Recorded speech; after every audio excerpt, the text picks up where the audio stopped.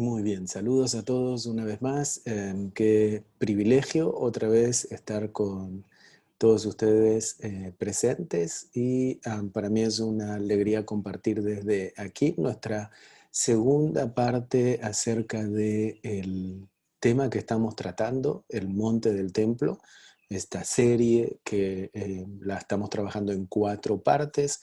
Nosotros hoy vamos a estar en la parte 2. Recuerden que la parte 3 va a ser ya directamente en enero 2021. Ya se encuentra el formulario listo para que ustedes puedan también registrarse, puedan recibir el Zoom, directamente el link para poder conectarse en vivo y en ese momento ahí también podamos tener interacción y que puedan tener ustedes también preguntas y podamos de este lado, desde aquí, desde Israel, poder darles respuesta. Así que va a ser una alegría si ustedes también pueden tomar parte. Sé que la última vez hubo mucha gente que se quedó afuera y no queríamos o no queremos que muchos de ustedes se queden fuera. Recuerden que este es un webinar gratuito que hacemos una vez al mes y además tenemos mucho material en línea, recursos de educación, de arqueología, de historia, de temas importantísimos para aquellos que aman la Biblia, que les interesa la historia, que quieren conocer la cultura y que quieren conocer más acerca del pueblo de Israel, del pueblo de Dios, del pueblo judío, de sus costumbres, un montón de cosas que ustedes pueden acceder a los recursos en línea. Para eso recuerden que tienen que suscribirse y ser parte de la escuela en línea, y ustedes van a recibir el acceso directamente sin ningún tipo de limitación a los materiales exclusivos que solamente se pueden encontrar allí, y sin duda ustedes van a tener mucho más material también para poder compartir con otras personas, que les va a dar a ustedes también sabiduría. Y es un privilegio también, o es un beneficio más bien, mejor dicho, que puedan acceder a este material, ya que hoy mucha gente no se puede subir a un avión para llegar y estudiar directamente aquí en Israel. Así que nosotros estamos acercándoles Israel a su casa, y ustedes desde la sala, desde el lugar cómodo de su casa, pueden aprender más acerca de Israel. Así que hay cosas que son positivas que han surgido a raíz de esta pandemia, y hay cosas que son negativas. Yo creo que esta es una de las positivas, en donde ustedes tienen el beneficio directo de estudiar desde su casa a un precio de verdad muy, muy, muy, muy simbólico, en donde pueden acceder a material súper, súper exclusivo. Vamos a entrar directamente a nuestra clase del día de hoy, a nuestro tema acerca de este webinar, el Monte del Templo.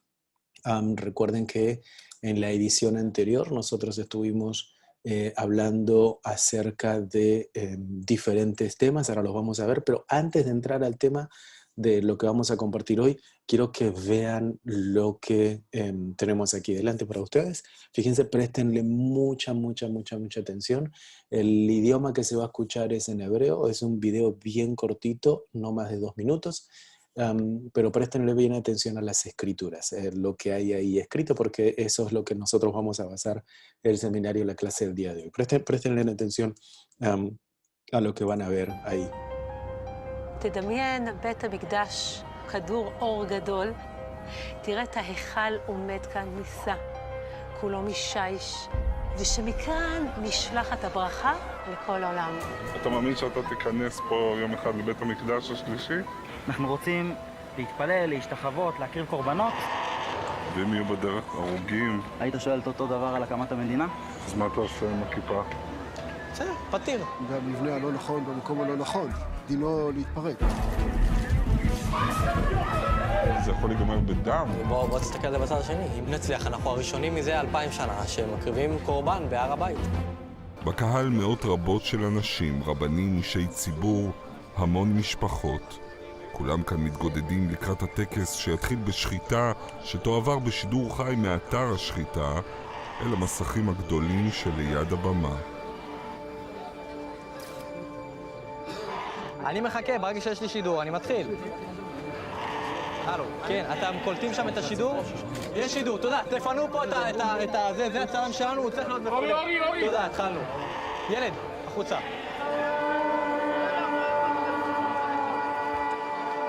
רבותיי, תסתכלו על המסך. באזור השחיטה מתבצעת השחיטה באופן אמיתי כרגע. מתבצעת שם שחיטת כבש כמו שקורית הרבה פעמים, ובסוף הערב גם יוכלו לקבל. רבותיי, את הכבש צריך להפשיט. איך מפשיטים כבש? קצת דמיון. לא מגעיל אותך כל העסק? מגעיל זה לא המילה. אני קצת מכריח את עצמי.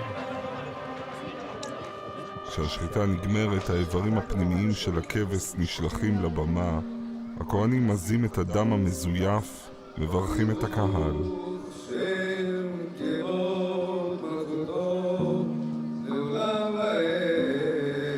רפאל וחבריו צולים את הכבש בתנור ומחלקים לכל מי שבא ליס מהקורבן. קורבן פסח ולהודות לקדוש ברוך הוא בביאת המשיח ובבניין המקדש במהרה בימינו אמן.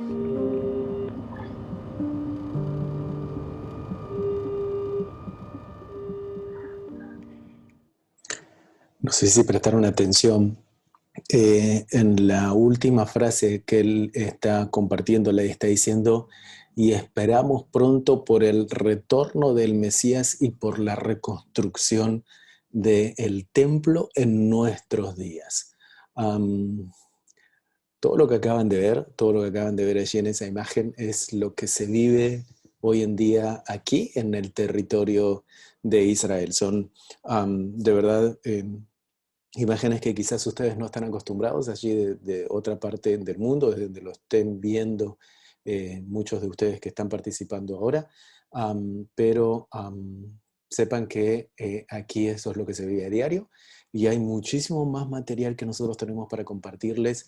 De hecho, el próximo webinar nosotros vamos a contar les vamos a mostrar parte de los planos y les vamos a mostrar un material inédito, totalmente exclusivo, que hasta ahora no lo hemos mostrado, así que eso va a ser totalmente nuevo, así que no se pierdan la próxima edición. Vamos a entrar directamente a lo que tenemos para compartir en el día de hoy. Hablamos en la parte anterior acerca de qué era el templo, cuál era la historia del templo y por qué fue destruido el templo. Recuerden que hablamos un poquito acerca de lo que nos decía el Antiguo Testamento, parte del Nuevo Testamento y parte de lo que está escrito también en la Gemara, que es uno de los libros para el judaísmo, que es como que una especie de guía para la religión judía. Así que hoy vamos a hablar un poquito cómo se recuerda la destrucción del templo, es decir, qué es lo que ha pasado durante todo ese periodo hasta hoy, y cuáles son las costumbres que se han establecido desde aquel entonces para el pueblo judío durante todas las generaciones, llegando hasta el día de hoy. La gran pregunta es ¿cuándo se reconstruirá el tercer templo? Recuerden que nosotros hablamos acerca de 12 posibles estaciones o asentamientos en donde se cree que puede llegar a estar el templo en sí, debido al lugar específico del lugar santísimo. Vamos a ver un poquito de cómo se recuerda la destrucción del templo, del segundo templo. Recuerden que nosotros hablamos siempre que esto sucede en el territorio de Israel y más precisamente en la ciudad de Jerusalén.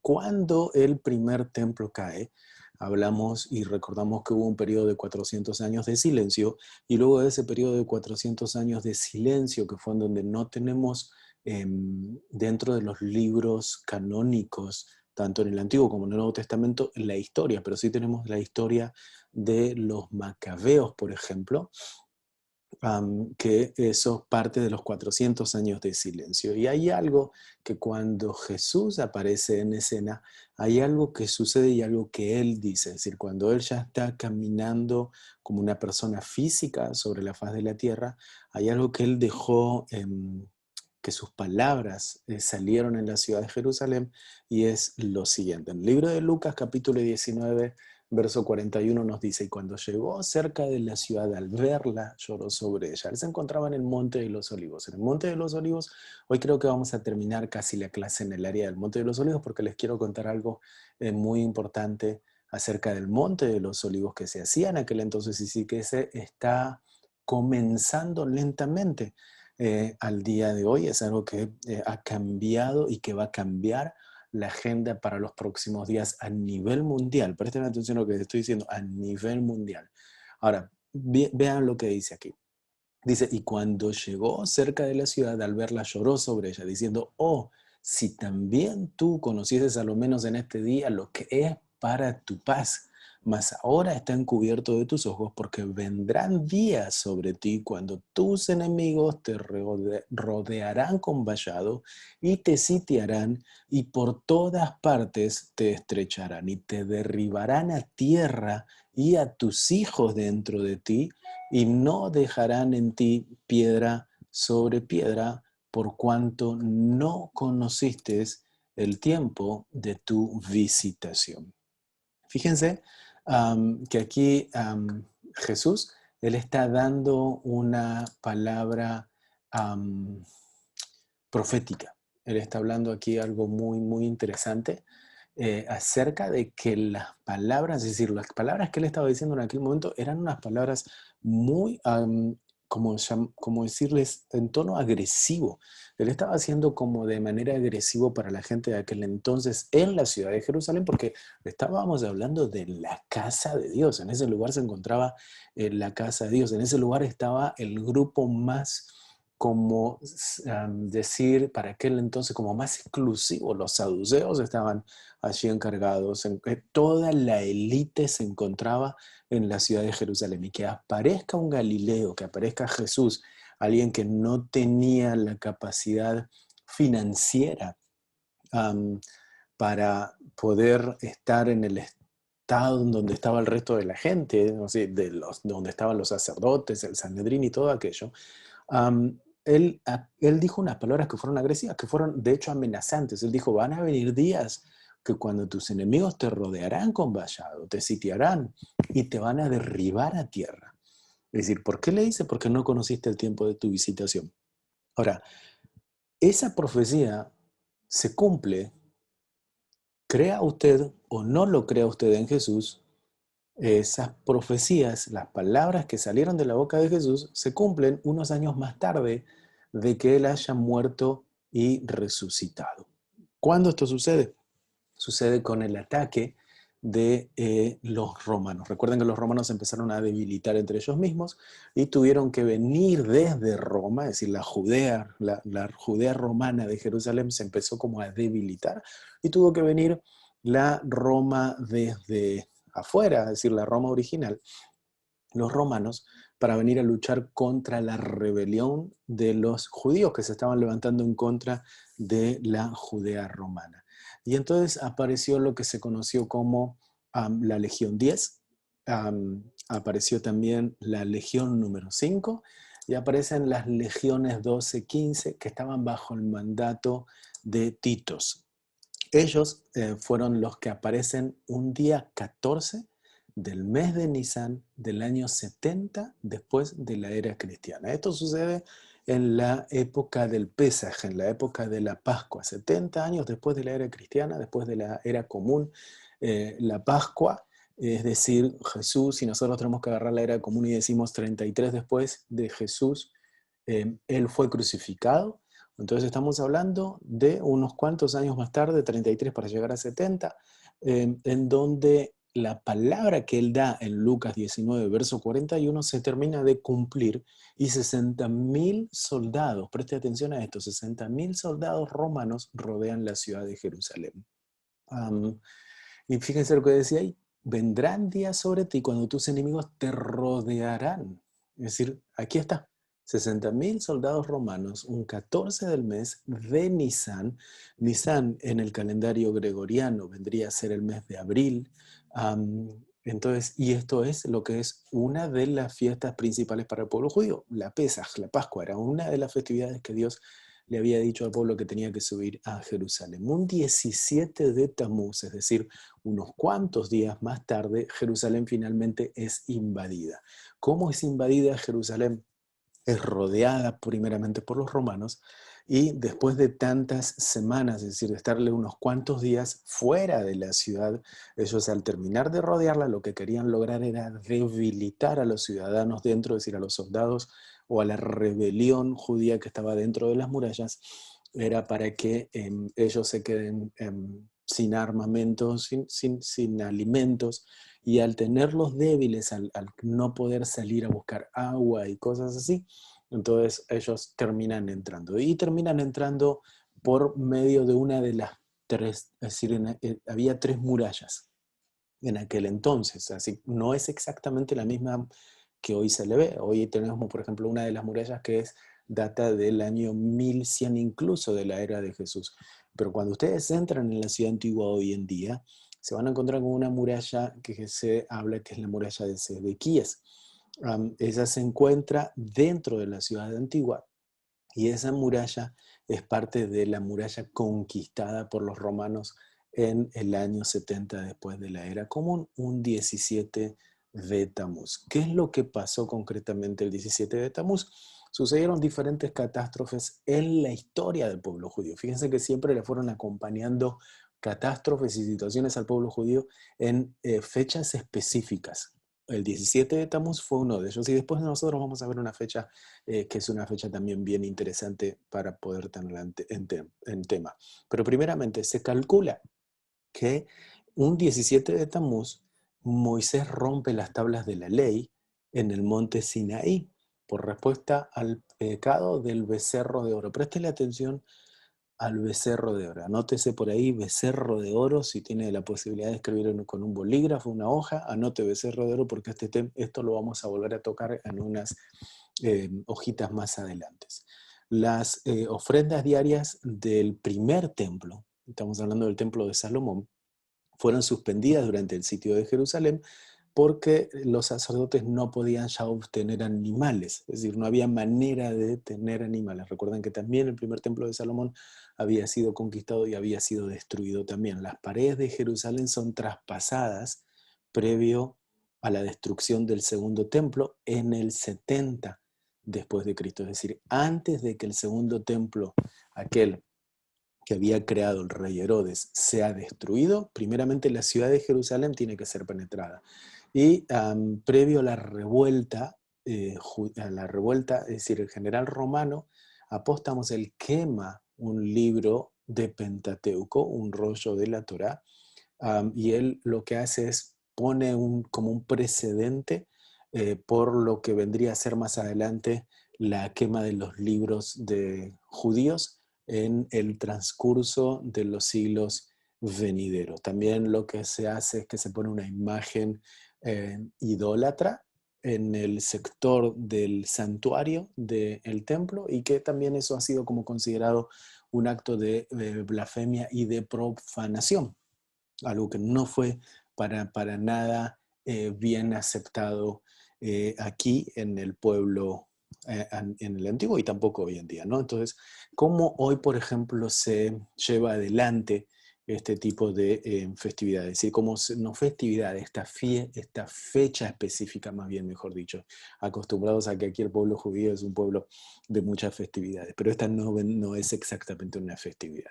Aquí, por ejemplo, ese mismísimo día, un 17 del mes de Tamuz en el calendario hebreo, no se permite comer, no se permite beber, desde, recuerden, el amanecer hasta el crepúsculo.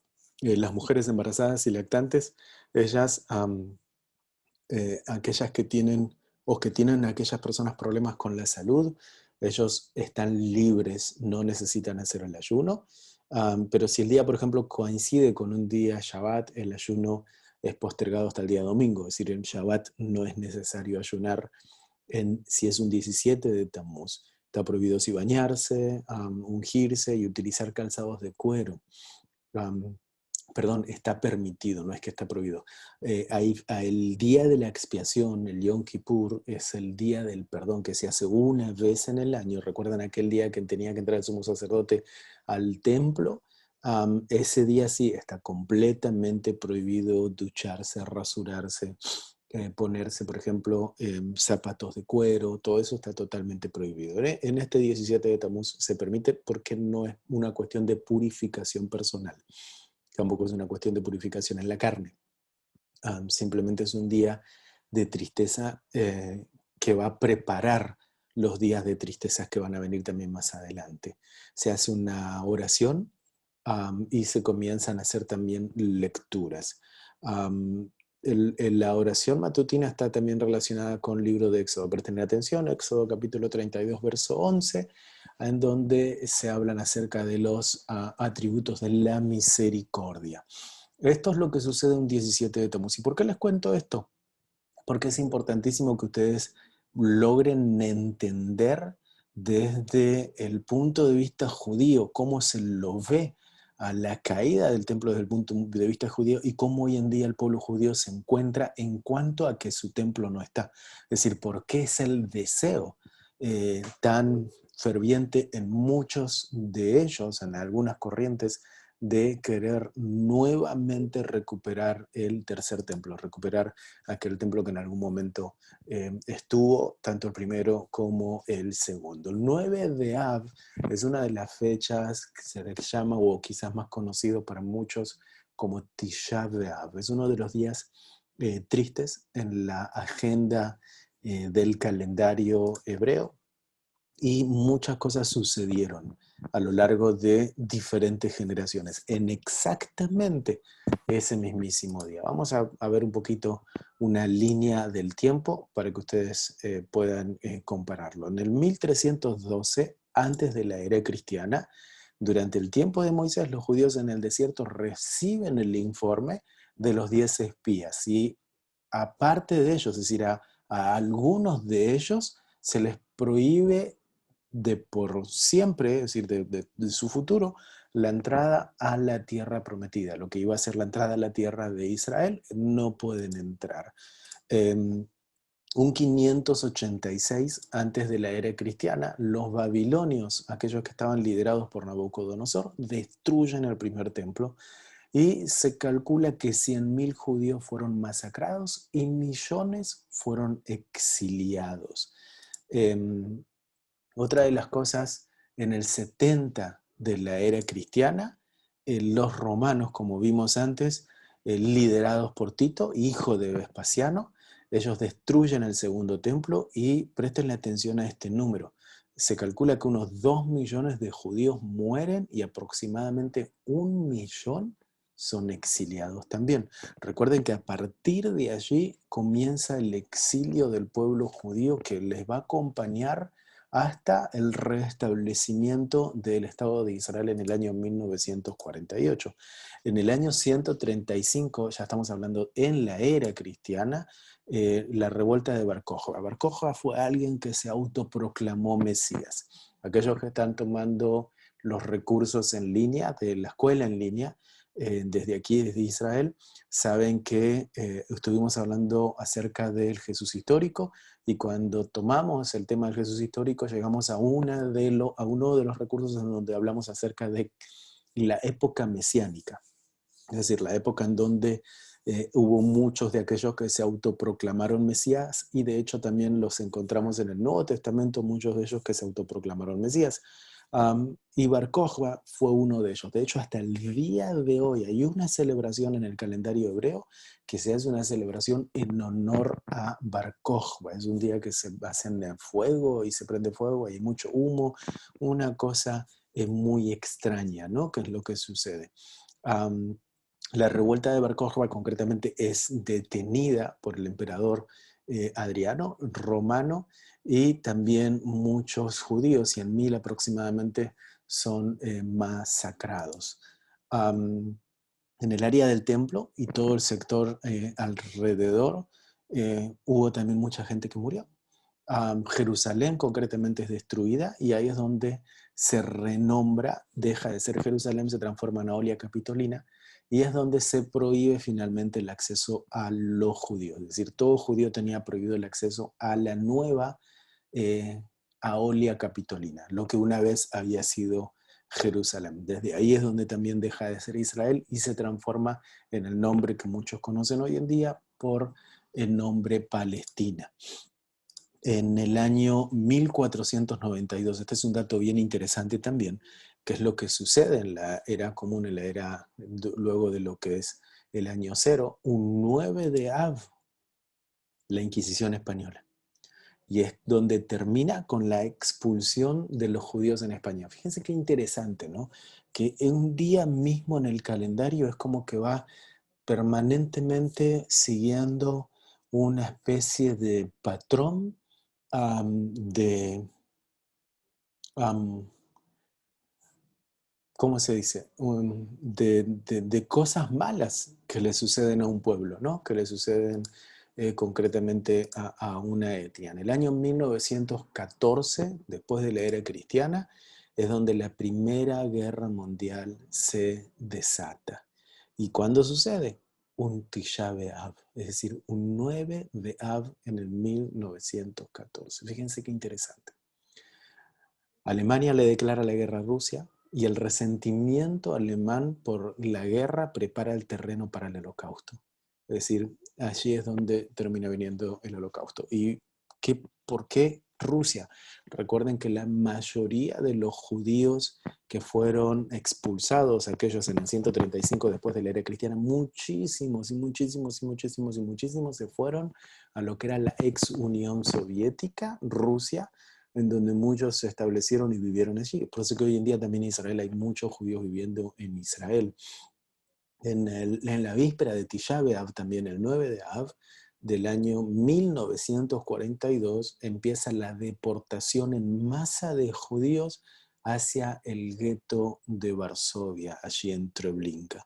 Es decir, nuevamente vuelve a aparecer el fantasma, el monstruo o la fecha que asusta al pueblo judío, un 9 de Av. Y este es uno de los días más tristes dentro del calendario hebreo y que está relacionado justamente con la caída del templo, porque tanto el primer templo como el segundo templo caen exactamente en el mismo día. Es decir, los dos son destruidos en el mismo día. ¿Qué es lo que sucede? Es decir, ¿qué es lo que sucede este día hoy en día? ¿Qué es lo que se ha establecido por generaciones para este día de recordatorio de caída del templo? Se acostumbra, por ejemplo, comer una cena abundante el día anterior. ¿Por qué? Porque vamos a entrar en un ayuno. Y es decir, va a ser un ayuno en donde va a ser un tanto más exigente que el anterior.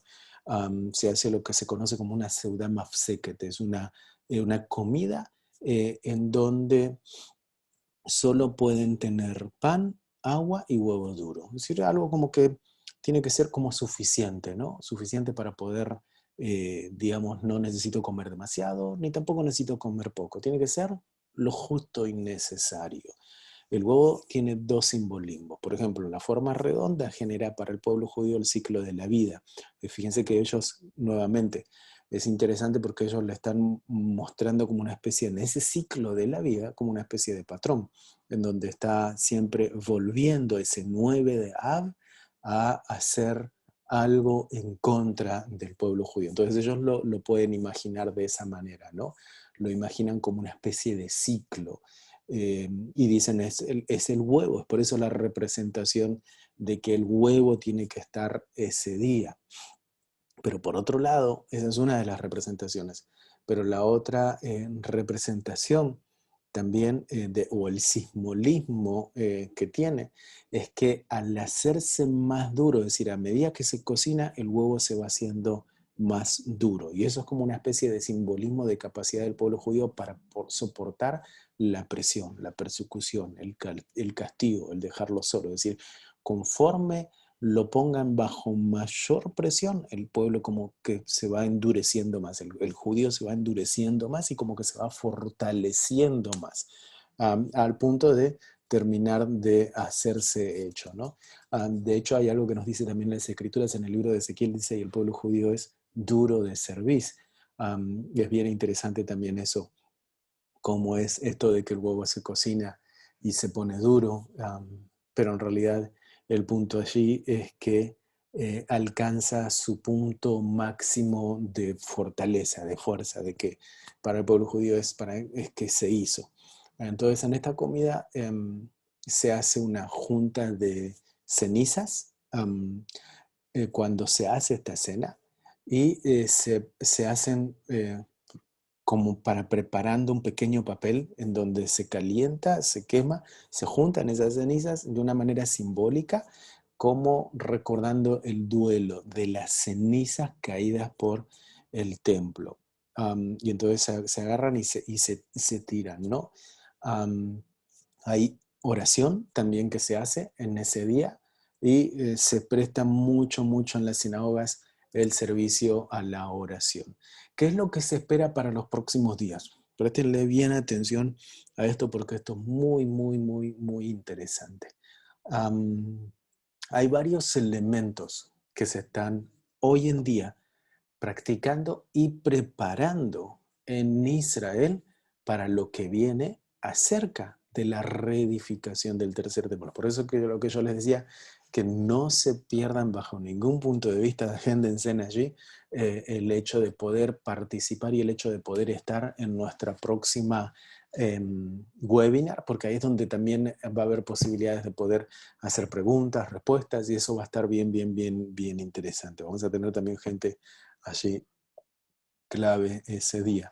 Ahora, esa imagen que ustedes ven ahí delante, habrán visto por el internet, aquellos que les gusta y les fascina el tema del templo, habrán visto por el internet que hay mucha gente que habla acerca de la vaca bermeja, la vaca roja, también conocida. Lo que mucha gente no sabe es qué significa. Mucha gente que llegó a la fe, aceptó a Jesús como su Mesías, se encuentran con el Nuevo Testamento y tienen muy poco conocimiento del Antiguo Testamento. Y aquellos que conocen mucho el Antiguo Testamento tienen muy poco conocimiento del Nuevo. Entonces se genera como una especie de desfasaje, como que no se entiende muy bien la relación de uno con el otro. Y la vaca bermeja es un animal que tiene una función en el Antiguo Testamento y en el Nuevo Testamento se la puede llegar a interpretar o se la puede llegar a ver como que ya no hay necesidad, o sea, no sé qué es lo que creen muchos de ustedes que están del otro lado, pero no hay necesidad ya de que esta vaca cumpla la función como se la cumplía en el Antiguo Testamento. De hecho, hay muchos hoy en día, hay diferentes corrientes en el pueblo judío que no creen bajo ningún punto de vista en el Nuevo Testamento, pero muchos de ellos también se oponen a las prácticas de la vaca bermeja. ¿Cuál era la práctica de la vaca bermeja? Libro de Números, capítulo 19, si ustedes van y lo leen todo el capítulo, les va a hablar acerca de la vaca bermeja. Por eso yo les voy a hacer una especie de resumen. Recuerdan que yo les hablé acerca del Monte de los Olivos, dije que íbamos a llegar ahí al Monte de los Olivos casi hoy, cuando Jesús está caminando, está entrando en el libro de Lucas y él está anunciando la caída del templo. Les dije, presten atención aquí porque a mí también allí se está hablando acerca de un becerro, ¿no? También en varias ocasiones hablamos acerca de un becerro, Monte Sinaí, becerro de oro. Es bien interesante eso porque es como que es la misma figura que vuelve a reaparecer en diferentes escenas de la historia para el pueblo judío. Ahora, Jesús está caminando por el Monte de los Olivos. ¿Y qué era lo que se hacía en el Monte de los Olivos? En la época del primer templo, se hacía lo que se conocía como la quema de la vaca roja o la vaca bermeja. Ahora, el pueblo judío durante 2000 años que no tiene el templo, que no se encuentra el templo, la vaca roja o la vaca bermeja es uno de los elementos fundamentales a la hora de comenzar, présteme atención, de comenzar la práctica de los sacrificios. Sin la vaca bermeja no se pueden, según el entendimiento del Antiguo Testamento en Números capítulo 19, no se pueden realizar prácticas de sacrificio en el templo. Por más que se encuentre el arca del pacto y por más que se encuentre el sumo sacerdote y que haya sido probado que viene del linaje sacerdotal. Es decir, por más que se cumplan con esos requisitos y por más que él tenga la vestimenta de lino, es decir, por más que esté todo, incluso por más que esté el templo allí, obviamente, no se puede llevar adelante absolutamente nada sin antes tener el precedente de la vaca bermeja. Ustedes me van a decir, sí, pero en nuestros países, como en Centroamérica, en Sudamérica, en Norteamérica, uno va por los campos, uno va por Asia, va para Alemania, pasa por los campos en la ruta y mira y hay cantidades de vacas rojas. Hay un montón, hay muchas vacas rojas, y es verdad, hay muchas vacas rojas. Pero el punto es que la vaca roja tiene que ser de Israel. Uno. Segundo, si tiene un solo pelito blanco o un solo pelito de otro color, ya no sirve. Entonces, tiene que ser un animal que de manera natural es completamente rojo y que no le va a salir un solo pelito. Entonces hay un control total en donde van ahí con lupa y lo miran y se fijan, lo peinan, a ver si tiene pelito rojo, no tiene pelito rojo, si tiene pelito que le afecta el color rojo, no tiene. Entonces, si hubo una que la estaban preparando, recuerden que también tiene que tener un periodo de tiempo, y si la estaban preparando y en un momento dado, a partir de los 6, 7, 8 meses, le salió un pelito de otro color, ya no sirvió. Si va y proyecto, hay que esperar a que vuelva a nacer otra en Israel y que también se transforme en una vaca pura, completa, de un mismísimo color. No tiene que tener daños, no se tiene que lastimar, no se tiene que caer, no se tiene que quebrar, no tiene que ser afectada en ningún punto de vista. Es decir, tiene que ser completamente roja. Ahora, ¿qué se hacía? En el Monte de los Olivos se quemaba. Es decir, lo que se hacía es se agarraba la vaca roja, se la sacrificaba, se la quemaba con una leña específica, con una madera específica. Está escrito en el libro de Números 19, la madera que se utilizaba es la madera que también se tiene que utilizar nuevamente una vez se vuelva a hacer este sacrificio, una vez esté el tercer templo edificado. Y una vez que ya se había realizado la quema, entonces tenía que agarrar la ceniza que había quedado y había que dividirla en 3 partes. Una parte iba a ser para la familia sacerdotal, otra parte iba a ser derivada, iba a ser llevada hacia el templo, y otra parte iba a hacerse en el mismísimo lugar en donde se hizo la quema, que es decir, el Monte de los Olivos. En ese mismo lugar ahí tenía que quedarse. Ahora, ¿cómo se hacía? Es decir, ¿qué era para la familia sacerdotal? Tenía que haber sido, había purificación, tenía que haber sido purificación ¿de qué? De carne. Entonces, ¿qué se hacía? Se agarraba la ceniza de la vaca, se la llevaba al estanque cerca de la ciudad de Jerusalén, se agarraba agua del estanque de Siloé, se la mezclaba con la ceniza, esa agua del estanque de Siloé se la mezclaba con la ceniza, y se la ponían los mikves. Eran estos lugares, aquellos que conocieron y que tuvieron la oportunidad de venir a Israel y fueron a visitar la ciudad de Qumran, el lugar en donde fueron encontrados los rollos del libro de Isaías. Habrán prestado atención que ahí hay muchos mikves, son lugares de bautizos donde los ciudadanos o las personas o la gente que poblaba aquel lugar se metían dentro de estos fuentes o piscinas de agua para purificarse. Y lo hacían hasta 5 veces al día.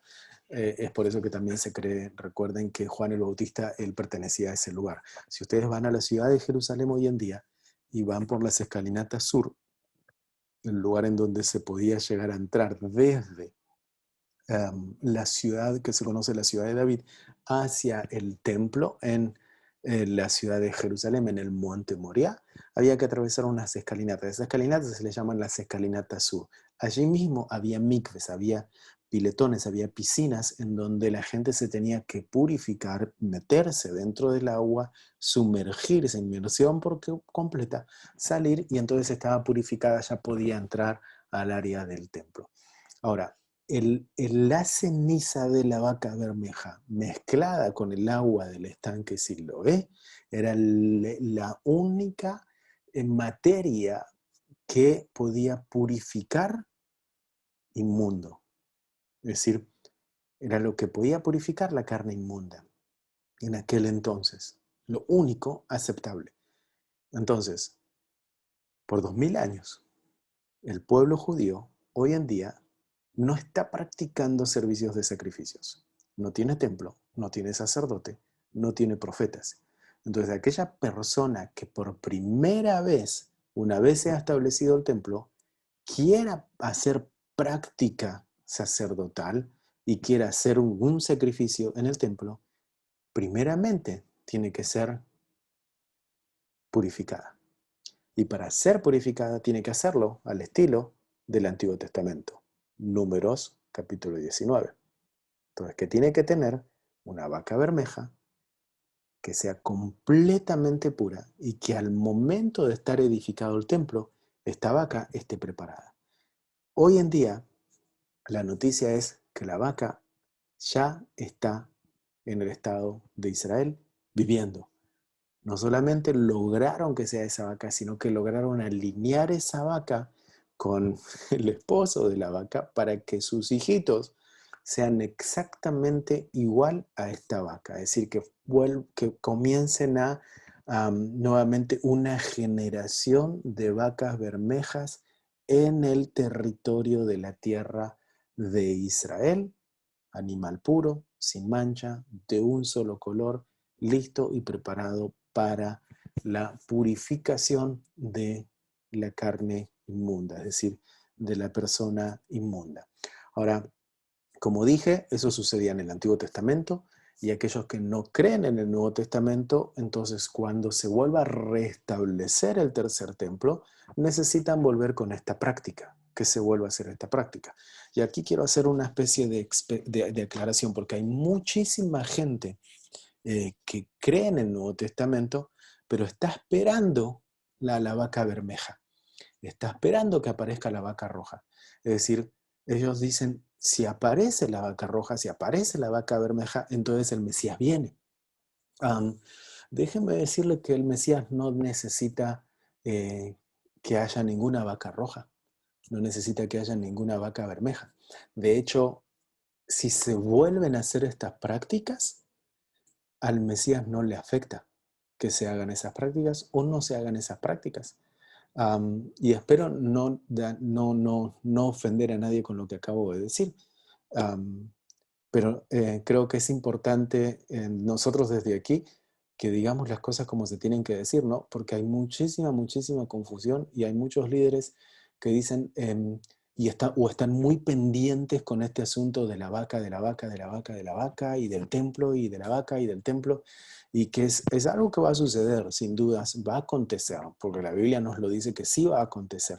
Pero no tienen que ser confundidos y volcarse en que si la vaca roja y comienzan los sacrificios, entonces hay mucha gente que va a empezar a lavar y va a estar muy pendiente de la vaca roja y todo eso. Sí tienen que estar pendientes, pero no desde el punto de vista de que van a ser purificados por medio de la vaca roja. No sé si me logro explicarme con esto. Es decir, no necesitan hoy en día aquellos que creen en el Mesías de ninguna mezcla de ceniza ni de agua para ser purificados por medio de un animal. Fíjense lo que nos dice algo en las Escrituras. Si ustedes un día, como dije, buscan en el internet y buscan en la vaca roja, se van a encontrar con muchísimas imágenes como estas, como las que están viendo allí en pantalla. Pero el Instituto del Templo, el Instituto del Tercer Templo, el que se encuentra en la ciudad antigua de Jerusalén, es aquel que está encargado juntamente con un equipo de religiosos que han estudiado muy línea por línea las Escrituras y son los encargados de controlar. Fíjense, aquí están las vacas que pueden ver en pantalla en el estado de Israel. Precisamente se encuentran en el norte. Hay un control de seguridad muy fuerte para poder llegar allí. Hay un control de cuidado del animal muy fuerte, cámaras permanentemente, protección permanentemente del animal para cuando una vez esté terminado y edificado el tercer templo, entonces la función del animal es clave para poder hacer la purificación y limpiar 2000 años de inmundicia, para llamarle de esta manera, así como se le dice en el lenguaje hebreo, o traducido al español, 2000 años de inmundicia, de imperfección del ser humano, en donde finalmente, nuevamente, los sacrificios volverán a el territorio de Israel y más precisamente en el monte del templo, en el monte Moriah. Fíjense lo que nos dice en el libro de Hebreos, capítulo 9, verso 13 al 15. Hoy en día, miren, exactamente esta, la que está aquí, es la que se va a utilizar si es que habría templo. Entonces ya están preparadas las que van a venir después, época posterior. Ahora miren lo que dice, Hebreos capítulo 9, verso 13 al 15. Voy a cortar este video para que no se me distraigan. Fíjense en esto. Dice, porque si la sangre de los toros y de los machos cabríos y las cenizas de la becerra rociada a los inmundos sacrifican para purificación de la carne, cuánto más la sangre de Cristo, el cual mediante el Espíritu Eterno se ofreció a sí mismo sin mancha a Dios, limpiará vuestras conciencias de obras muertas para que sirváis al Dios vivo. Así que por eso es mediador de un nuevo pacto, para que interviniendo muerte para la remisión de las transgresiones que había bajo el primer pacto, los llamados reciban la promesa de la herencia eterna.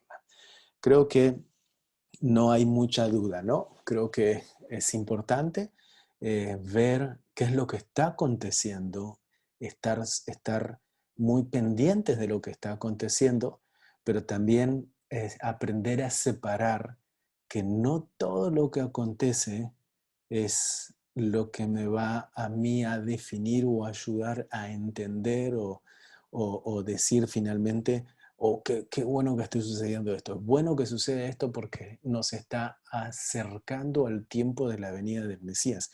Pero también todo este tipo de cosas están acercando no solamente a la venida del Mesías, están acercando a otra venida de alguien que le va a anteceder al Mesías. Así que presten también atención a eso. Así que es importantísimo el tema este de la vaca roja, pero no se confundan, no aquellos que no creen en el Nuevo Testamento, o que no creen, mejor dicho, en Jesús como su Mesías, en Yeshua como su Mesías, no necesitan ser purificados por medio de ceniza ni agua, sino que, como dice el libro de los Hebreos, aquel quien fue el mediador ya los purificó y les dio acceso a una herencia eterna. Hasta aquí nosotros llegamos con el webinar del día de hoy. El próximo es enero 7, que es la parte 3 de 4. Ya estamos casi ahí al borde de terminar. Nosotros vamos a entrar, en la próxima vamos a entrar aquí. Como ustedes pudieron ver en el video al principio, aquellos que se llegaron tarde aquí al Zoom y que llegaron tarde al video, en el principio nosotros vimos un video y en ese video estuvimos viendo acerca de las prácticas sacerdotales. Fíjense que muchos de los que vieron en aquel video, ellos son también de la familia sacerdotal. Les vieron el rostro porque no van a ser los que van a participar en los servicios del templo. Si no, no le pueden ver el rostro. Es decir, son gente que está guardada y están preparadas para el tiempo en donde de verdad van a ser utilizados o cuando van a hacer uso de su rol finalmente. ¿Cómo se pueden registrar para poder acceder al próximo Zoom? Tienen que ir aquí, a esta página que dice israeladora.com, perdón por ese ruido. Tienen que ir a esta página que dice israeladora.com y aquí ven dónde está esta flecha que dice webinar vía Zoom. Es decir, aquí es donde ustedes tienen que dar clic. Vuelvo otra vez. Página web www.israeladora.com, darle clic aquí, se les va a abrir esta hoja. Cuando se le abra esa hoja, le dan clic aquí, webinar vía Zoom, y aquí se les va a abrir esta hoja. Aquí está, por ejemplo, el primer webinar, el primero cuando iniciamos esta serie. Y aquí tienen el próximo webinar, es el día 7, y aquí abajo hay un formulario. Yo no se los puedo mostrar porque estoy solamente en una presentación, pero aquí hay un formulario donde ustedes tienen que poner nombre, apellido, mail y el horario que pueden participar para el seminario. Y entonces, y ahí ustedes ya aseguran su participación, en donde van a recibir en su mail el acceso y el material que nosotros tenemos, esta presentación que nosotros tenemos, también la reciben aquellos que participan vía Zoom, ¿ok? Aquellos que después nos ven más tarde por el YouTube, lamentablemente no tienen acceso a este material. Y tienen acceso sí al material todos aquellos que son parte de la escuela en línea desde Israel, aquellos que ya son socios de la escuela, que ya son miembros de la escuela, tienen todo el material, tienen el material, ¿cómo se dice?, animado, y tienen material en PDF, y a su vez también tienen los videos para que puedan utilizar. Y además recuerden que tienen la consulta en línea, los números WhatsApp para poder preguntar a la gente que está aquí en las oficinas nuestras, cualquier tipo de duda, inquietud o cosa que haya quedado o cosa que necesiten que se les envíe. Aquí estamos. Aquellos que no son parte de la escuela en línea desde Israel, quiero contarles un poquito quiénes somos y por qué hacemos lo que hacemos. Nosotros desde marzo del año 2020 hemos tomado la decisión de transformar todos nuestros materiales virtuales hasta el año 2020, hasta marzo 2020. Nosotros desde el año 2010 recibíamos grupos de diferentes partes del mundo, diferentes grupos de educación, universidades e iglesias que venían y visitaban la tierra de Israel, y aquí con Biblia en mano se recorría la tierra de la Biblia para conocer arqueología, historia, cultura, se conectaba con gente local, se visitaba los sitios históricos, y en muchísimos lugares era obviamente tener intervenciones y a su vez también tener, ¿cómo se dice?, no meditaciones, devocionales en diferentes sitios. Así estuvieron, bueno, Israel Adora, por ejemplo, fue una de las plataformas, la primera y única plataforma que hizo altares de adoración para diferentes grupos, y entre ellos nos acompañaron muchos grupos de bandas de creyentes, Miel San Marcos, Daniel Calvetti, Cristín de Clario, bueno, muchos más, ¿no? Julisa, Alo Zamorano, Jacobo Ramo, Ingrid Rosario y un montón de salmistas más que estuvieron aquí en Israel, y juntamente con ellos la gente se suma, camina, conoce, adora y conocen la tierra de la Biblia. Debido al cierre, debido a la pandemia y debido a todo esto, dijimos, no queremos limitar a que la gente no pueda seguir aprendiendo de Israel, no pueda seguir entendiendo la arqueología, la historia, porque de verdad cuando uno llega aquí, su corazón es transformado y su mente es llevada a otro nivel. Y una de las cosas que nosotros hemos entendido es que muchos de los líderes o aquellas personas que quieren subirse a un púlpito, o que el Señor les va a poner en un púlpito, necesitan visitar Israel, necesitan conocer la tierra de la Biblia. ¿Para qué? Para poder hablar con autoridad. Fíjense de lo que nosotros estuvimos hablando hoy. Creo que sin duda a muchos de ustedes se les aclaró un poco más el panorama, y además el hecho de poder entender la cultura del pueblo judío y relacionar el Antiguo Testamento con el pueblo judío es algo que da muchísima claridad y quita escamas que estaban en nuestros ojos y años de confusión que se ha enseñado desde la infancia. Mucha gente a veces le tiene miedo al pueblo judío por el tema de que le tiene miedo por movimiento judaizante y cosas así, pero eso también sucede por falta de conocimiento. Hay mucha gente que no tiene conocimiento, que no ha estado nunca en Israel, pero tiene tanto el deseo de aprender de Israel, tanto el deseo de conocer de Israel y el temor de honrar al Dios de Israel, que tristemente terminan cayendo en interpretaciones erróneas o en prácticas erróneas que no tienen absolutamente nada, pero nada que ver con las escrituras, sino que todo lo contrario, se están yendo a corrientes religiosas con las cuales Jesús mismo, que estuvo aquí sobre la faz de la tierra, debatió y mucho con ellas. Nosotros tenemos muchos recursos que tenemos allí para poder ayudarles, las diferentes corrientes de los movimientos judaizantes, cómo es que se fueron cambiando, cómo que se fueron moviendo, cómo es que se fueron expandiendo en diferentes partes del mundo, y creo que ese es un material que todo creyente debe tener.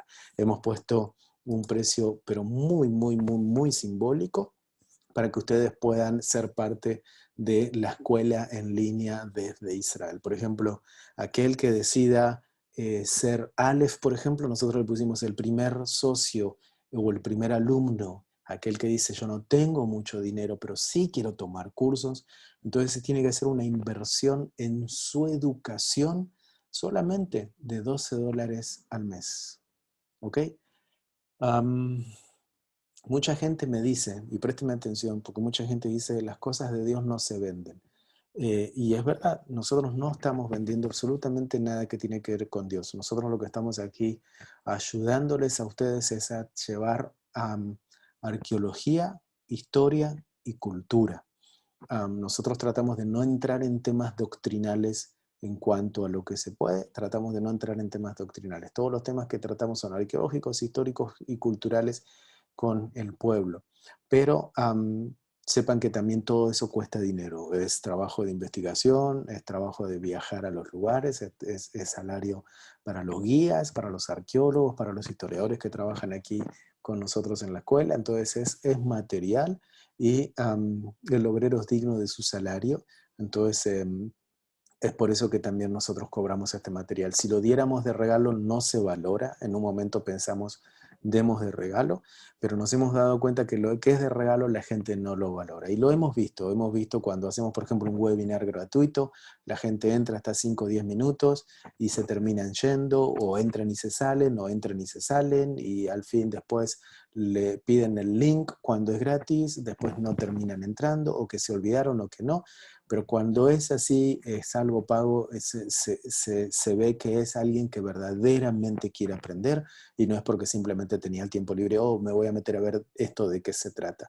Entonces dijimos, nosotros queremos de verdad ayudar a aquellos que verdaderamente tengan en su corazón querer aprender de una buena fuente, de una fuente saludable, y permítanme decirle que somos los únicos creyentes hispanos que vivimos en Israel que hacemos este tipo de material. No hay creyentes en español que hagan este tipo de material. Así que desde el año 2010 que estamos trabajando en esto, y así que usted puede sentirse totalmente tranquilo. Y el día que se abra el aeropuerto y puedan venir, será un placer y un privilegio poder recibirles aquí en Israel y también en nuestra universidad en la ciudad de Jerusalén, para que usted también pueda quedarse aquí un buen tiempo y estudiar desde la tierra de la Biblia. Nuestros edificios están aquí muy cerquita de la ciudad antigua, 400 metros de la ciudad antigua de Jerusalén. Entonces usted, mire, se queda ahí en la terraza, mira y ve la cúpula dorada, el lugar en donde usted va a poder estudiar desde Israel. Pero hasta entonces, prepárese con el material que nosotros tenemos aquí. Aquellos que pagan $12 al mes tienen acceso a 16 clases, 2 módulos, 12 webinars de manera también gratuita, y reciben un certificado en línea, todo el material también que reciben desde aquí. No solamente el material que nosotros tenemos aquí, sino que también reciben libros, libros digital que nosotros se los enviamos de manera gratuita. Hay otros que también pueden recibir un poquito más, si pueden invertir un poquito más, $24 al mes. Se les llama socio ministerial BET y ellos tienen el doble de clases. Fíjense que tienen 32 clases, tienen 4 módulos y tienen 12 webinars. Y aquí hay un agregado que reciben una Biblia hebreo-español. Esto es también un plus porque no hay mucha gente, creo que tenía una por aquí, se me acaba de salir, pero es una Biblia hebreo-español muy, muy, muy interesante. Quizás ustedes la puedan ver allí nosotros tenemos también un material que se llama Conociendo Israel con la Biblia en mano, y con ese material nosotros a veces visitamos y abrimos la Biblia. Es esa Biblia que nosotros utilizamos mientras andamos recorriendo la tierra de la Biblia. Es ese material que se les envía a ustedes de regalo también.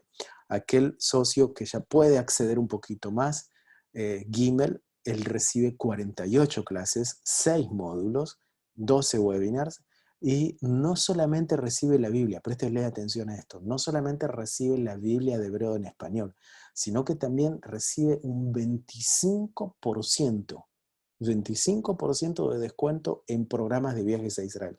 Nosotros tenemos aproximadamente en el año, un año normal, cerca de 600 viajes a Israel de manera anual. en donde usted puede elegir la fecha, nosotros le enviamos la agenda, le enviamos la fecha, y usted elige, dice, ok, yo puedo en esta fecha. Del costo que salga en ese momento, recibe un 25% de descuento.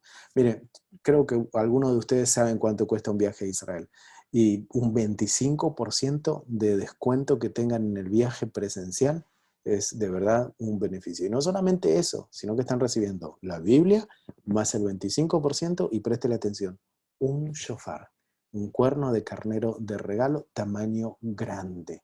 Algo como lo que tengo aquí, préstele atención a esto. Miren, no es pequeño, miren lo que es. Aquellos que acceden a un poquito más, a $36 al mes.